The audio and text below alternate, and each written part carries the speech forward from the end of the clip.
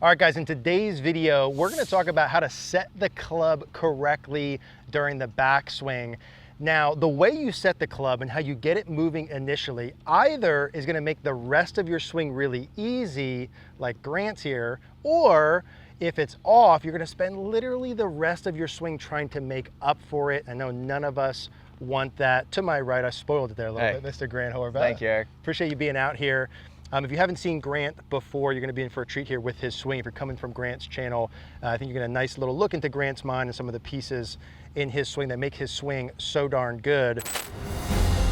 Next on the 10th tee, Grant Horvat.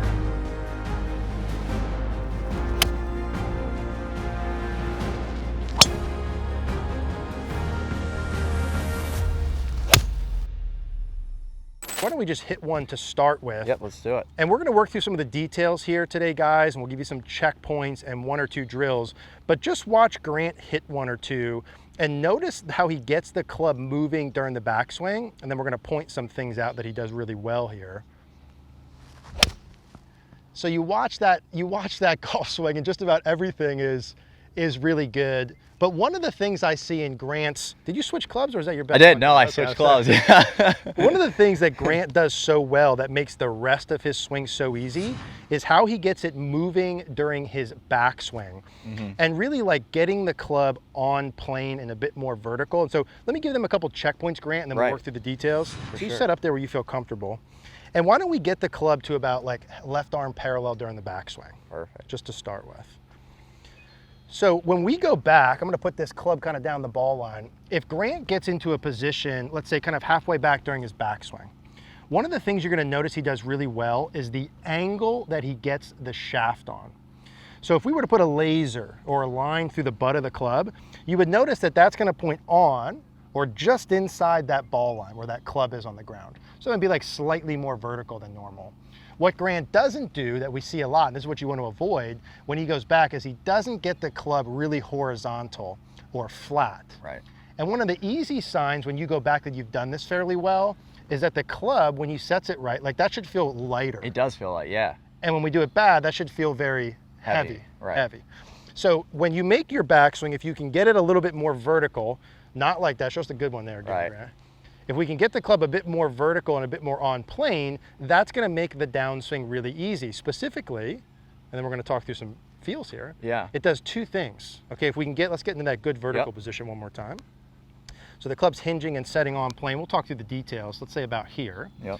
So that club's just inside the ball line. From this position, when Grant continues to turn and gets into a good top of backswing, it makes it really easy for him to get that slight shallowing in transition.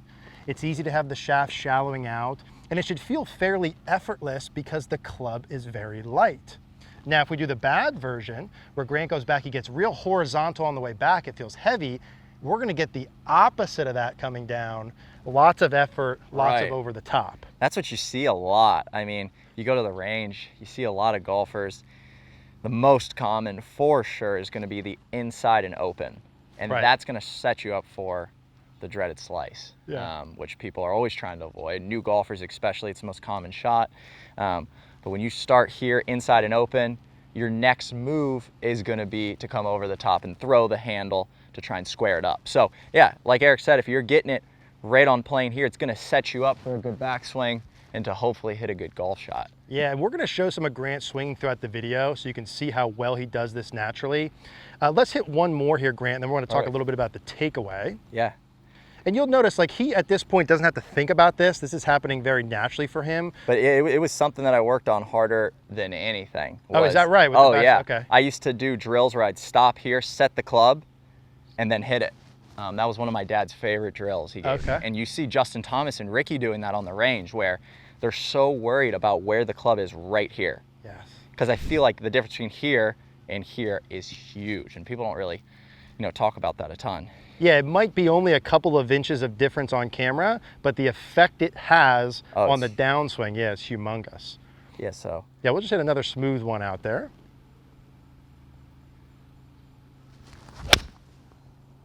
Yeah, nice.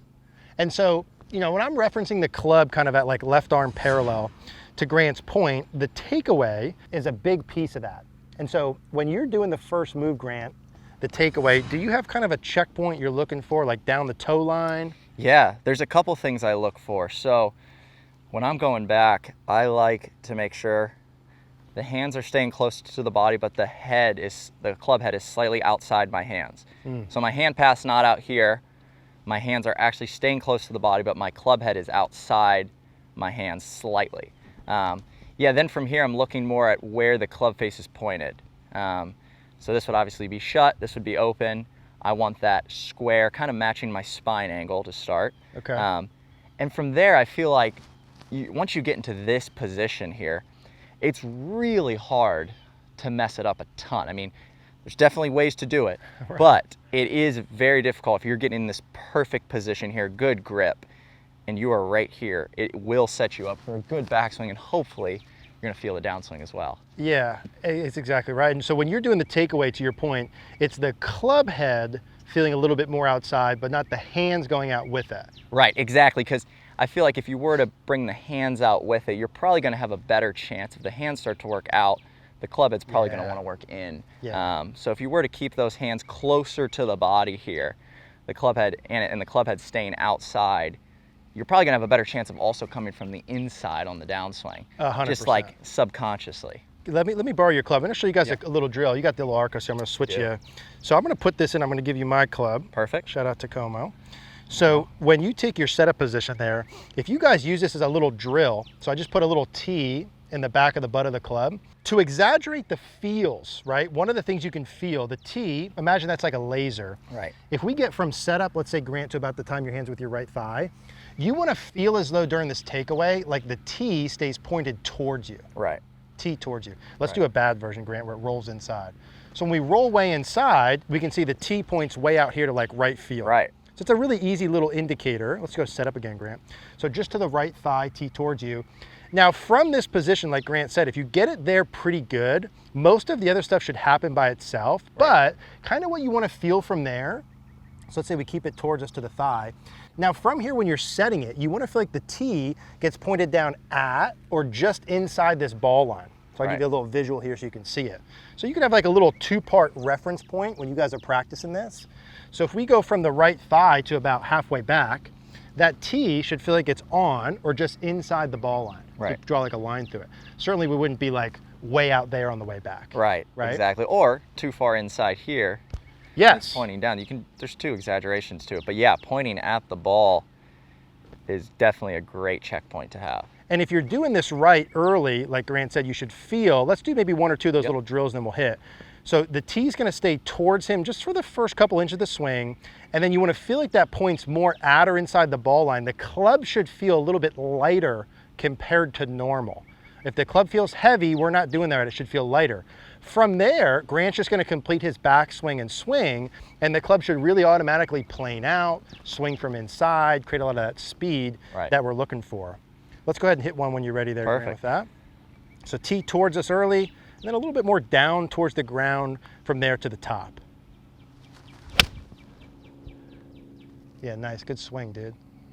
Really nice. I mean, we all want to swing like Grant. Hopefully we can just get percentage points closer to that. Yeah, that was one of the best ones today, and I really focused on just keeping that T pointed at me, just on the takeaway, and then from there, kind of let it go. It should set you up pretty good. Yeah, the more pieces you do well earlier in the swing, the easier everything else is after that. Right. The more pieces you do well early, everything's easy. But by definition, if that's true, that means, gosh, if you mess up those first couple of moves, it's so hard from there throughout, and you don't want that. Right. So if you want to swing like Grant, appreciate you. Hey, thank you, Eric. Out here, dude. Thanks for having me. If you want to swing like this outside of a ton of practice and watch Grant, we're going to link his channels down below. You can see him playing some amazing golf courses, awesome match of some of the best players in the world, and his teaching channel if you want to get more tips and tricks like this. But guys, put some attention on getting the club set correctly. You're going to really benefit from that practice just like Grant did. Thank you guys for watching. Leave a comment down below with any questions you have. Thank you, guys.